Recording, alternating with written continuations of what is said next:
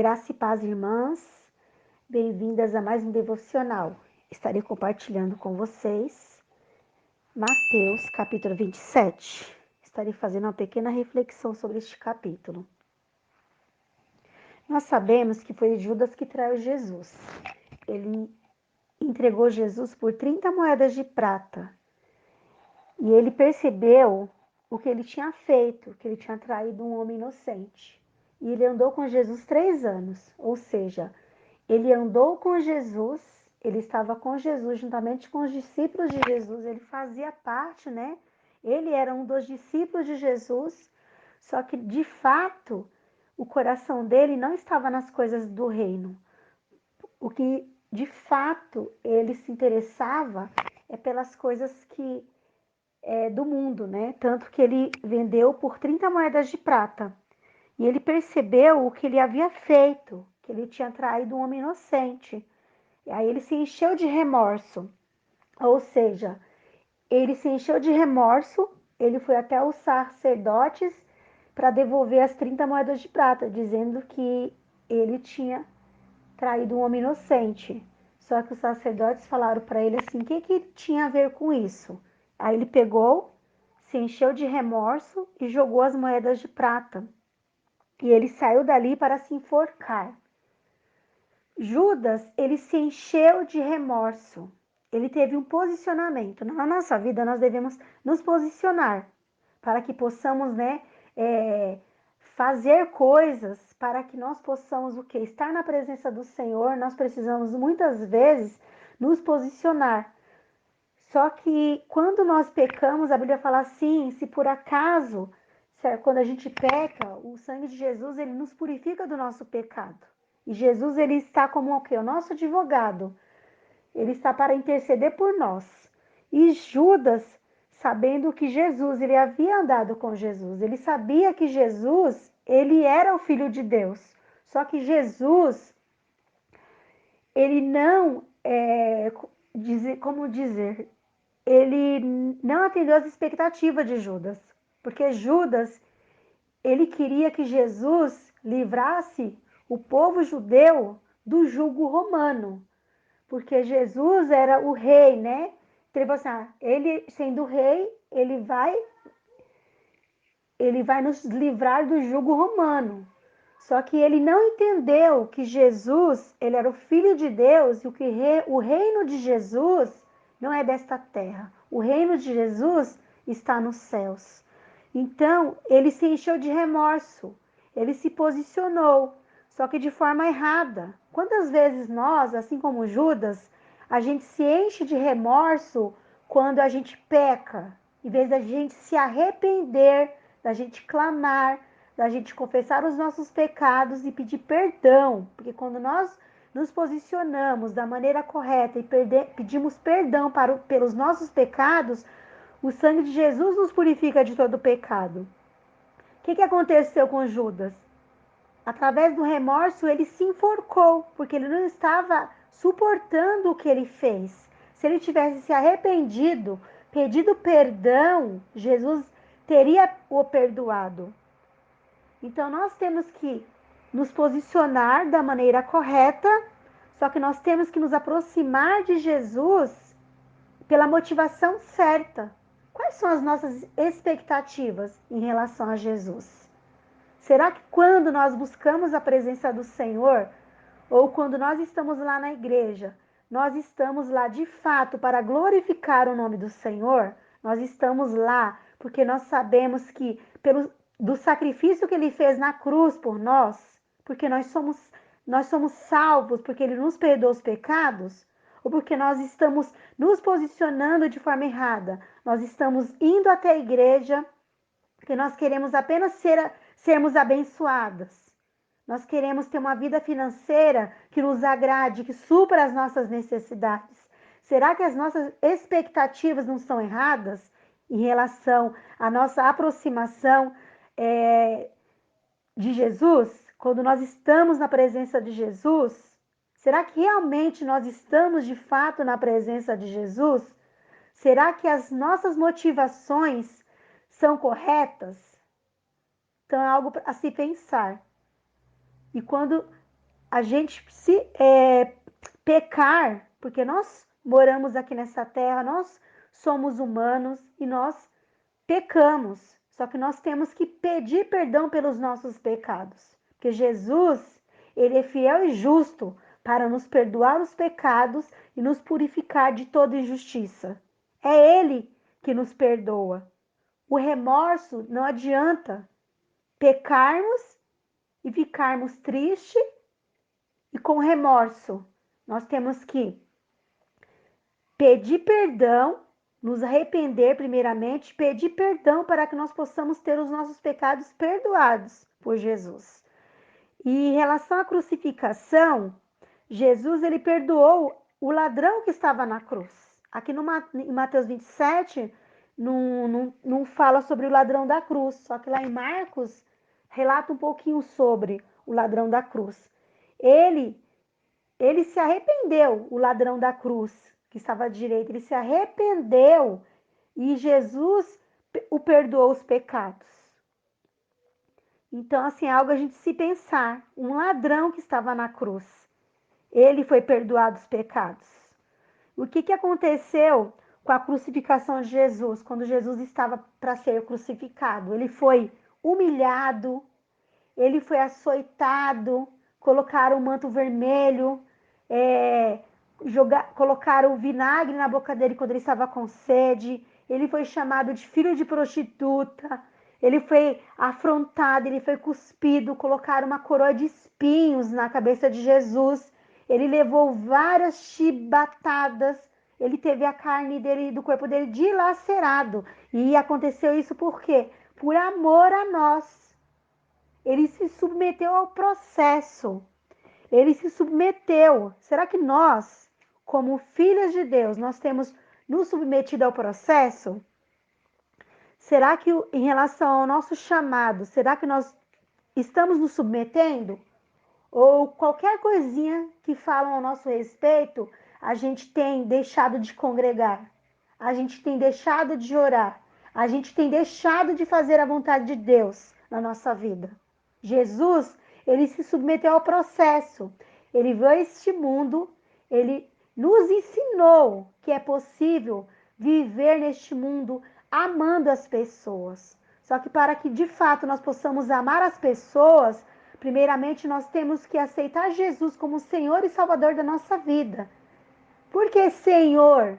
Senhor, porque nós fazemos a vontade dele. E ele tem nos dado a salvação através da morte dele lá na cruz. E não foi fácil para Jesus. Aí muitas pessoas pensam, mas ele era filho de Deus, por isso que ele suportou. Só que lá em Mateus, no capítulo 26, no versículo 38, ele disse que estava com a alma dele profundamente triste, a ponto de morrer. Ele estava muito triste, ele estava aflito, ele pediu para que os discípulos dele orassem com ele, vigiassem com ele, só que os discípulos dormiram.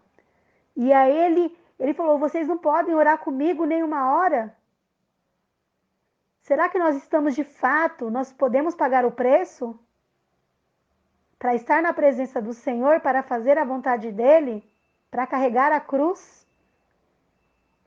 E ainda ele falou no capítulo, Mateus 26, no capítulo 39, ele falou, ele orou, ele clamou e ainda falou para o Pai, Pai, se for possível, passa de mim esse cálice, mas contudo, seja feita a tua vontade na minha vida. Será que quando nós estamos passando por situações difíceis, as nossas orações são semelhantes à oração do Senhor Jesus? Será que quando nós estamos passando por situações difíceis, a gente fala, Pai, está sendo difícil, mas não faça a minha vontade, faça a tua vontade na minha vida? Ou a nossa oração é diferente? Senhor, faça a minha vontade, da sua forma. Eu não quero, Senhor, que possamos ter o nosso coração como igual ao coração de Jesus.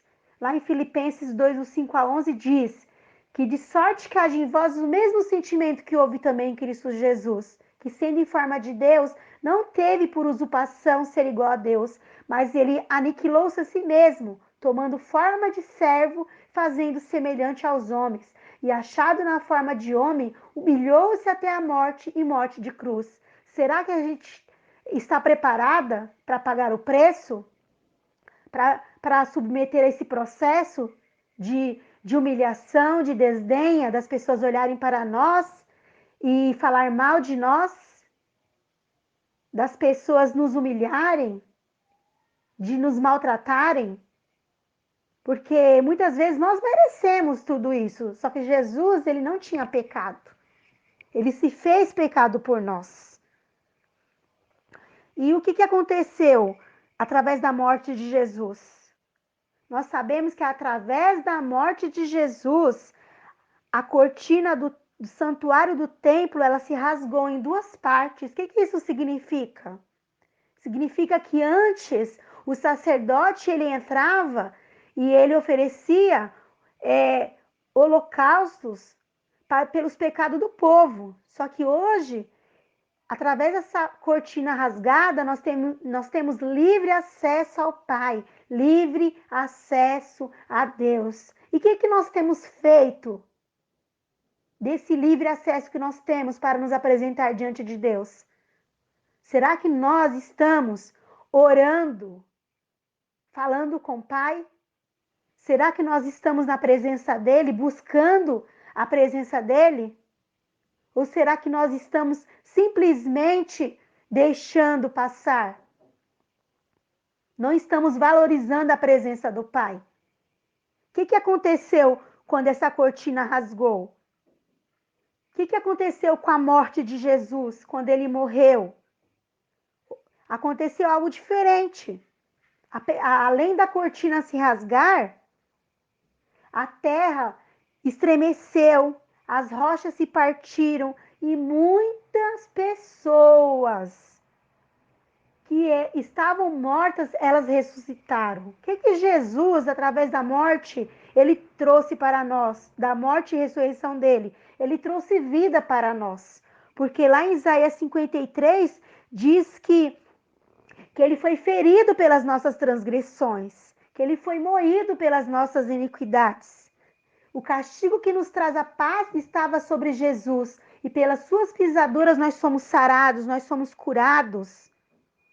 E nós andávamos com ovelhas sem pastor, e através da morte de Jesus, todos os momentos, nós podemos estar conectadas com o Pai, mesmo em espírito, que nós possamos agradecê-lo por tudo que ele fez por nós. Ele deu a própria vida por nós, ele nos perdoou os pecados, nós somos salvos pela morte de Jesus lá na cruz.